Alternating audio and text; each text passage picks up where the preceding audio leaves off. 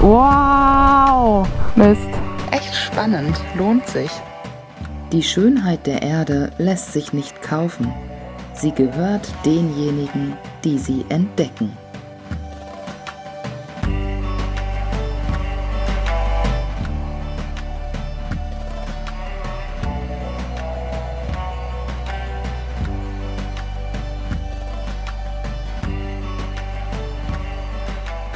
Guten Morgen, Freunde. Ein neuer Tag hier auf Sardinien beginnt. Es ist so schön hier morgens, direkt einfach ans Meer zu gehen. Die Wellen habe ich die ganze Nacht gehört im Zelt und es ist so, so schön, weil man wieder so verbunden ist mit der Natur.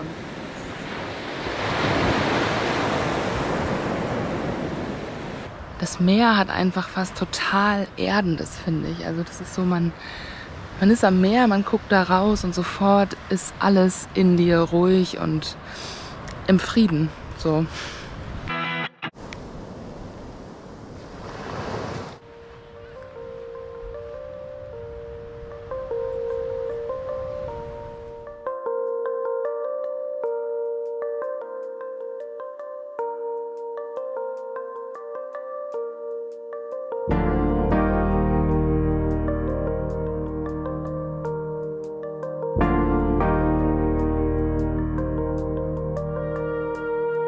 Gerade losgefahren hier vom Campingplatz wieder vorbei an den schönen Felsformationen hier.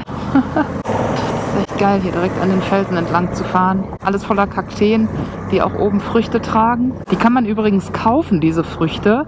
Verrückt, ne? Die wachsen hier wild, die kannst du dir eigentlich einfach nur pflücken.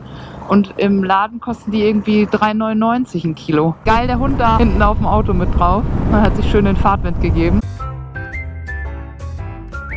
Das ist so geil, wenn du morgens losfährst, du hast so eine ganz geile Energie, einfach weil das macht so Spaß. Das Wetter ist perfekt, es ist nicht zu heiß und nicht zu kalt. Wir haben übrigens einen Händler gefunden, der ein Kommunikationssystem hat hier auf der Insel. Der schickt das nach Cagliari, das liegt auf unserer Route in den nächsten Tagen.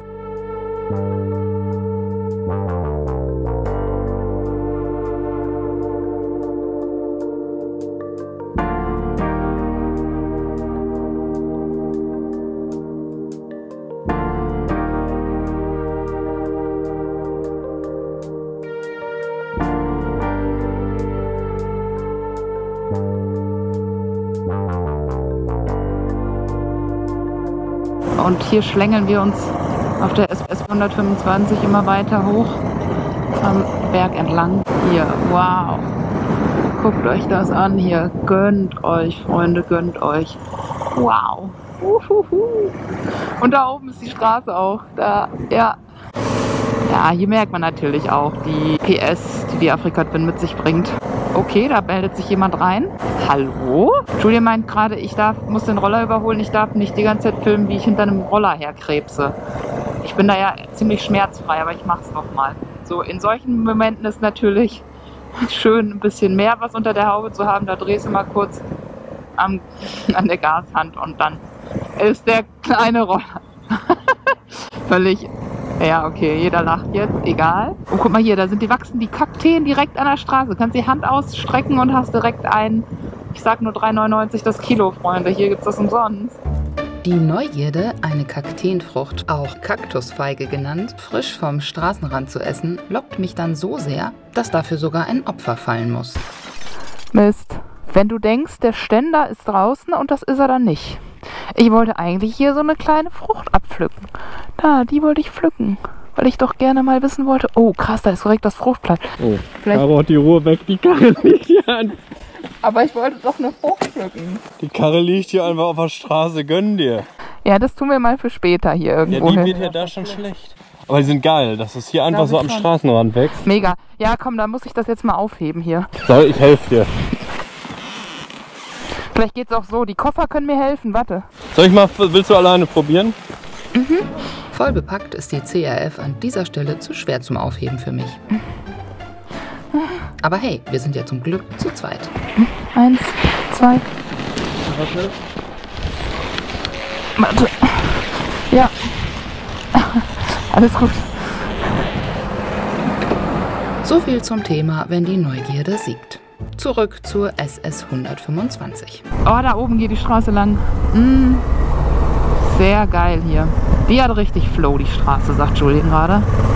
Ja, das stimmt allerdings. Ich bin verhältnismäßig langsam unterwegs hier wahrscheinlich mit dem Motorrad. Ich finde ja, wenn man langsamer fährt, dann hat man mehr Zeit, sich alles anzugucken. Deswegen fahre ich auch gerne langsam. Außerdem ist mir das halt viel lieber, dass ich gesund irgendwo ankomme, als schnell. Aber gut, jedem das Seine, ne? Das ist toll. Du weißt halt auch nie, was hinter der nächsten Kurve auf dich wartet. Schaf, Kuh, Pferd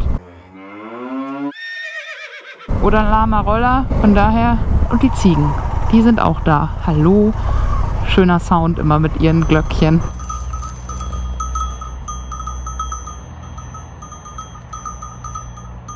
Ich glaube, das Gras schmeckt hier richtig geil. Das riecht nämlich super gut. Nicht, dass ich irgendwie Grasfresserin werden will, aber...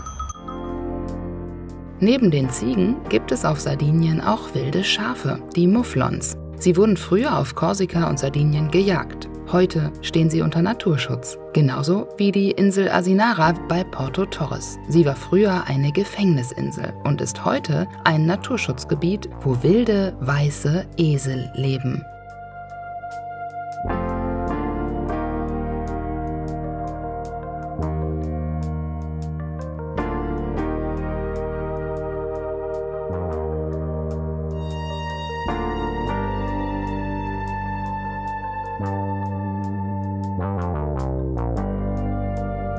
Was ein Ausblick.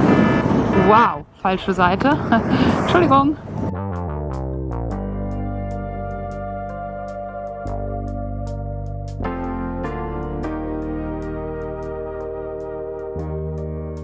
Oh ja, ich glaube, das ist so die Straße, die man hier mal gefahren sein muss. Hat natürlich auch den Fakt, dass dadurch, dass sie so beliebt ist, echt viel los ist hier.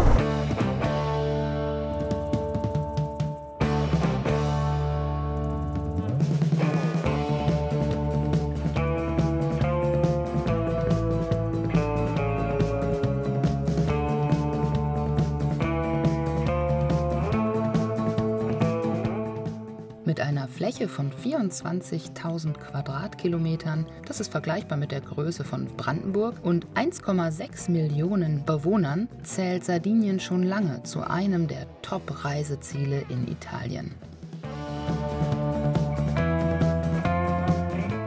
Im Jahr 2022 kamen über 6 Millionen Touristen auf die Insel. Also fast 6-mal mehr, als es Einwohner gibt. Und die Zahl der Besucher steigt jährlich.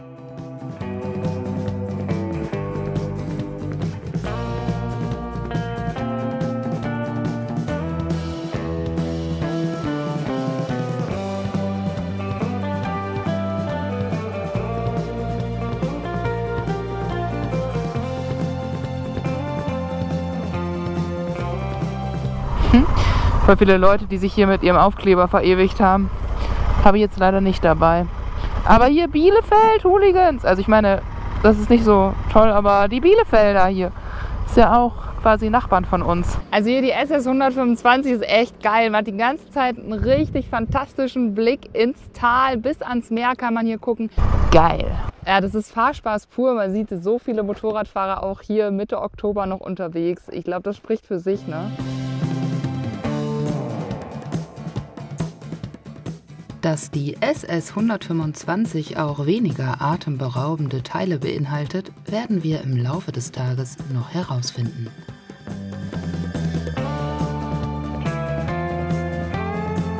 Viele Radfahrer hier auch unterwegs. Hey, die sind alle doppelt so alt wie ich, ne? Und die fahren das hier mit einem, ich glaube, das ist noch nicht mal so ein E-Antrieb-Radl. Hast du halt noch mehr Zeit, dir das Ganze hier so anzugucken. Wir fahren jetzt nur ein Teil der SS 125, weil wir einfach noch, wir haben so viel vor irgendwie. Und wir haben überlegt, ob wir eventuell sonst nochmal hier hinkommen. Am Ende der ganzen Geschichte, also wenn wir einmal um die Insel rum sind. Dann haben wir quasi alles mal gesehen und können dann nochmal mit ein bisschen Zeit nach hinten raus gucken, was wir uns nochmal angucken wollen. So der Plan. Die Insel scheint so klein und doch ist es gut, hier viel Zeit zu haben. Gerade mit dem Motorrad gibt es einfach so viel zu sehen. Ich habe ja von so vielen Leuten gehört, die auch schon 3-4 Mal hier waren. Ich kann die gut verstehen. Es lohnt sich halt auch, die Straßen einfach hin und zurück zu fahren, weil es einfach jedes Mal ein anderer Ausblick ist, den man da hat. Totally great. Von dem Ort Lotzorai, wo unser Campingplatz war, sind wir an diesem Fahrtag erst auf der SS 125 nach Norden gefahren, tanken in Baunai, wenden dort und peilen dann den Süden an. Wir sind jetzt hier mal abgefahren von der SS 125, um mal eine der Straßen, die so ins Tal reinführen, zu nutzen. Es gibt so viele Möglichkeiten hier. Sobald du von diesen Hauptstraßen runterfährst, hast du hier permanent irgendwo die Gefahr von richtig tiefen Löchern in der Straße hier auch wieder. Da fährst du dann auch nicht so schnell. Aber dafür hier, schaut mal da vorne, was da auf uns wartet. Das ist es doch wert. Und es ist halt auch viel weniger los.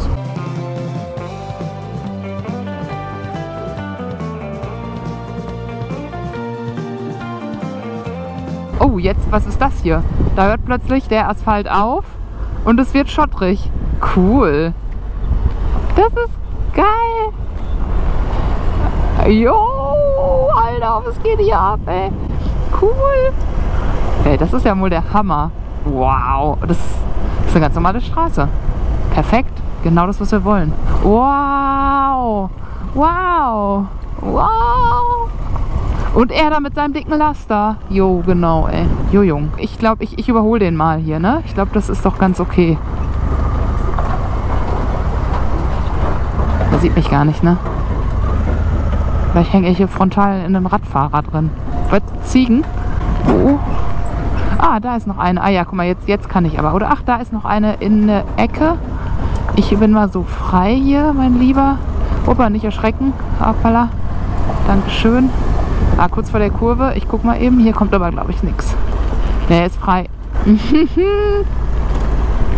Yo, man. Sardinien, ey. Das fetzt. Das fetzt hier. Ja, wofür haben wir Mischreifen? Wofür haben wir Mischreifen?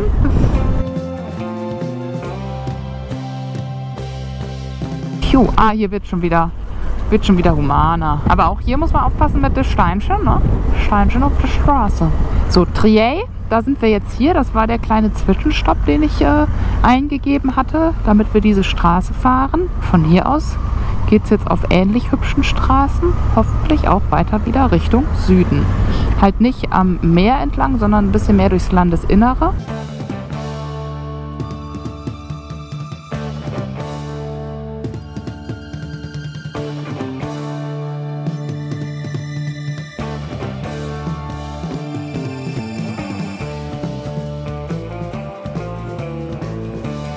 Ich finde, es lohnt sich absolut ins Landesinnere zu fahren.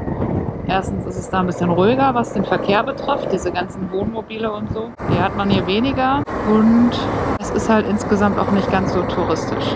Ja, die Italiener fahren hier natürlich richtig krass, ne? Die überholen dich auch an solchen Stellen. Da denkst du nur so, wie kannst du das jetzt wagen? Das würde ich mich nie im Leben trauen. Aber die sind das ja auch einfach gewohnt. Die denken sich wahrscheinlich, ah, die lahmen Deutschen wieder hier.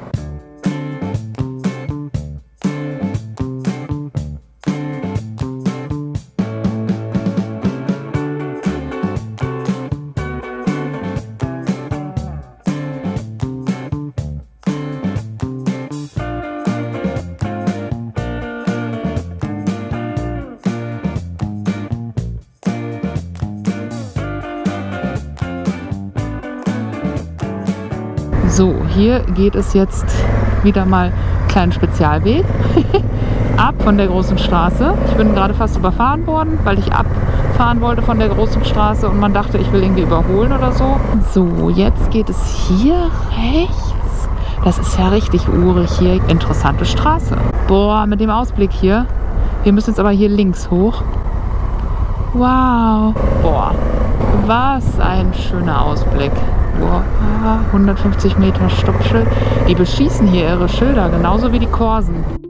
Die Einschusslöcher sind vermutlich von Jägern, die zeigen wollen, was für erfolgreiche Schützen sie sind. Oder aber es ist ein Zeichen der freien Meinungsäußerung der Sarden zu dem Thema Verkehrsvorschriften. Das Schießen hat jedenfalls eine lange Tradition auf der Insel.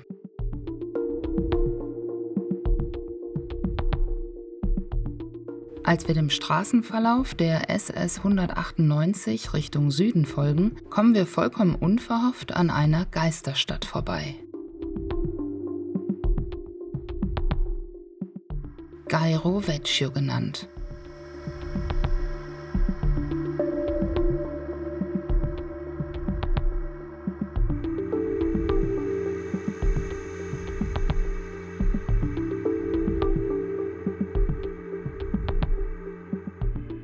Das Dorf in der ehemaligen Provinz Ogliastra hatte damals 1500 Einwohner.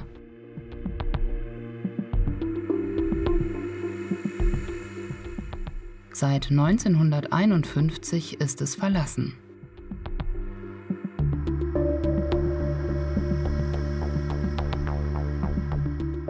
In diesem Jahr wütete vom 14. bis 19. Oktober ein schlimmes Unwetter auf ganz Sardinien. In Ogliastra fielen an jedem Tag zwischen 300 und 500 Millimeter Regen pro Quadratmeter.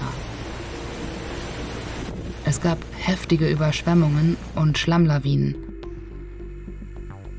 Straßen wurden unbefahrbar, Orte unerreichbar. Mit schwerwiegenden Folgen für Gairo Vecchio. Die Hälfte des Dorfes wurde von einer riesigen Schlammlawine begraben.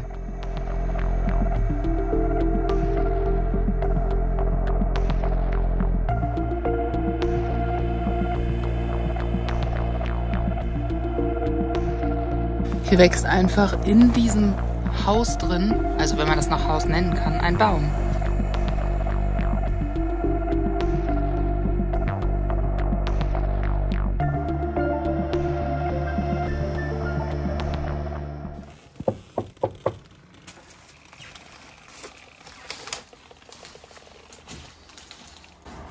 Ich glaube, hier braucht man nicht mehr einziehen.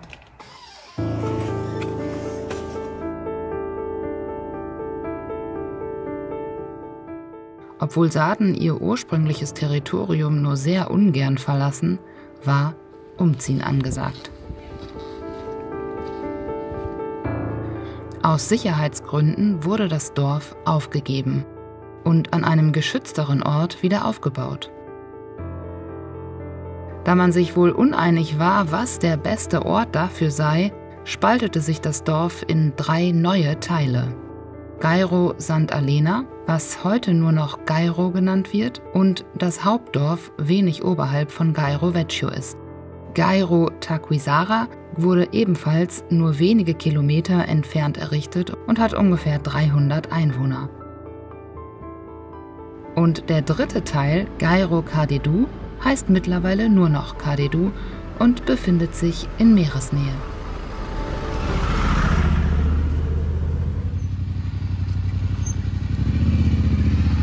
Der Name Gairo stammt vom Griechischen und bedeutet so viel wie fließende Erde. Ein Hinweis auf die traurige Geschichte des Dorfes. Durch den oberen Teil der Geisterstadt führt eine gut ausgebaute Straße, die offiziell befahrbar ist. Vor dem unteren Teil gibt es einen Parkplatz, von dem aus ein zwielichtiger Weg durch die Ruinen führt. Verbotsschilder kann ich hier keine entdecken, also frage ich mal Motorradfahrer, die ich dort treffe. Darf man da fahren? Ja? Du kannst zu Fuß gehen. Ah, okay, aber nicht fahren. Ja, okay. Ich weiß nicht, Wie die Straße ist. Aber es steht kein Verbotsschild, man darf mal probieren, ne? Verbot ist das nicht. Nee. Ja. Wenn du willst probieren, Ja. mach mal. Er meinte mal gucken, ganz vorsichtig, viel Spaß. Wir schauen uns das mal einmal an hier. Also die Straße ist, glaube ich, nicht so gut hier, deswegen.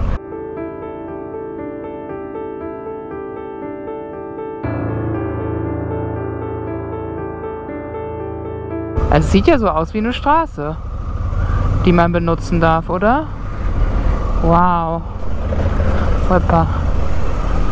Unfassbar. Was für eine Geisterstadt hier. Irgendwie haben wir so ein Magnet für Lost Places entwickelt, ne? Für so alte... Boah, guck mal da. Da hängt der Deckel noch so halb auf dem Haus.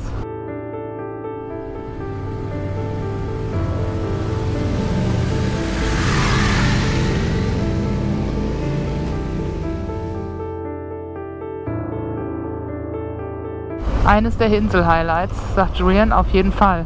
Jetzt haben wir das hier gar nicht gezielt angesteuert. Das ist irgendwie uns so passiert irgendwie. Witzig, dass das hier plötzlich so am Straßenrand da lungerte. Ja, das geht aber doch wohl zu fahren. Hier kann man wohl durchfahren, würde ich sagen. Ja, hier ist so ein Schrottplatz. Und da ist ein Hund. Ja, ich glaube, wir drehen uns um. Ja, Hunde sind nicht so meins. Also wir sind ja jetzt gerade von oben gekommen und da stand kein Schild, dass man hier nicht durchfahren darf. Von unten kommend jedoch stand da ein Schild.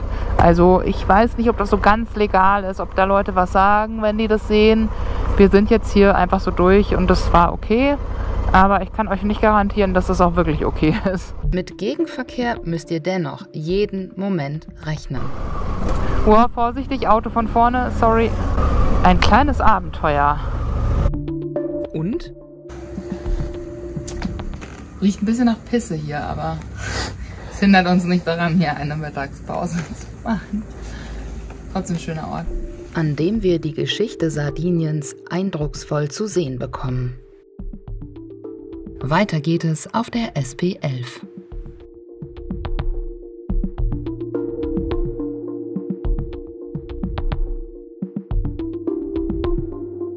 Ja, manche Häuser haben es auch wieder hergerichtet hier.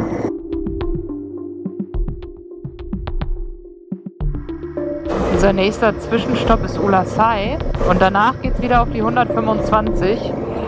Wow.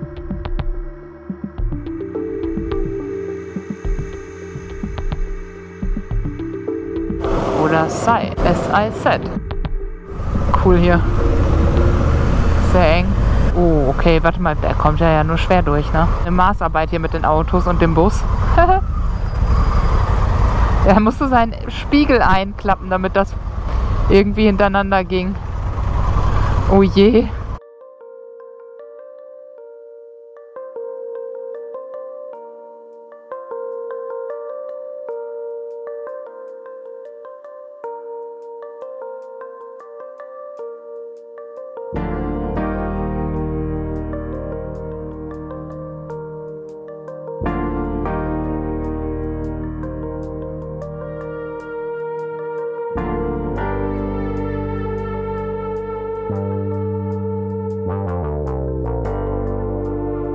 Von hier aus ist es jetzt noch so 1 Stunde 15 bis zum Campingplatz, den wir anpeilen. Und ich glaube, das wird eine sehr, sehr schöne Stunde, die da noch vor uns liegt.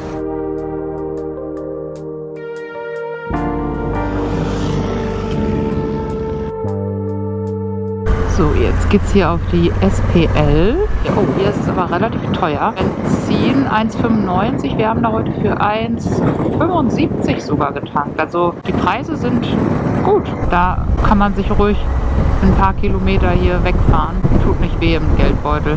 Naja, kaum zu glauben, dass das hier auch die SS 125 ist. Geil. Also das gilt nicht für die ganze Straße, sondern wohl nur für Teilabschnitte. Denn das hier ist jetzt ja nicht gerade spektakulär. Sehr geradlinig. Naja.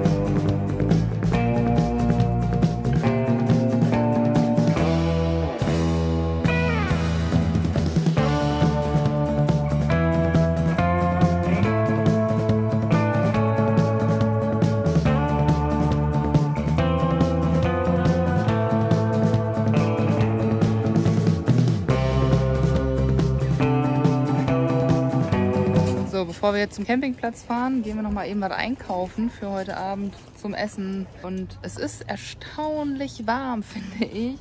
Also ich kann mir vorstellen, dass es hier im Sommer wirklich fast zu heiß ist zum Motorradfahren. Jetzt sind die Temperaturen wirklich perfekt. Von daher, ich würde sagen, so Ende Oktober, Anfang Oktober ist es echt eine gute Zeit. Vor allem ist es auch so, dass hier dann die Campingplätze günstiger sind. Also wir haben jetzt auf dem letzten Campingplatz pro Person 9 € bezahlt und innerhalb der Hauptsaison zahlt man da schon 14 €. Von daher, das läppert sich ja dann auch. Ist schon echt ganz gut. Eigentlich wollten wir heute einen schönen Campingplatz finden und dort einen Tag bleiben. Der erste Platz, den wir anfahren, glänzt mit luxuriösem Service. Katja! Da wir genug Eindrücke für heute gesammelt haben, entschließen wir uns, hier zu bleiben, auch wenn kürzer als geplant. Jo, wir sind auf dem Campingplatz angekommen. Das Zelt steht schon. Allerdings werden wir wohl nicht wie erhofft irgendwie 2 Nächte bleiben, sondern nur eine, weil das Ganze ist hier direkt an einer Straße und sehr, sehr laut mit den Autos. Und ja, wenn man dann so einen Ruhetag macht, dann ist es halt irgendwie gar nichts zum Entspannen. Deswegen, ja, ist jetzt gerade nur so ein spartanisches Aufbauen und dann geht's morgen weiter. Also das sieht eigentlich total nett aus hier, wenn man das hier so sieht. Okay, die Nachbarn sind direkt nebenan. Ja, nur die Straße ist dann da und ich hatte den guten Jungen gefragt, als er mir den Platz zeigte, was ist mit der Straße? Er meinte, no, die ist geschlossen. Ja, nee, nicht so ganz. Irgendwie habe ich ein anderes Wort für geschlossen als er. Mal schauen, ob wir noch einen richtig schönen Campingplatz finden, wo man auch direkt am Meer campen kann. So wie ich das mal in Kroatien hatte. Das war so geil. Wirklich mit direktem Blick ins Meer, an der Klippe. Ey, mega. Das muss doch hier auch geben, oder? Also wenn ihr so einen Campingplatz kennt, schreibt den bitte mal in die Kommentare. Ich hoffe, wir finden so einen noch im Laufe der nächsten 2 Wochen. Nach wenigen Gehminuten über den Platz erreichen wir zum Glück eine tolle Stelle am Strand.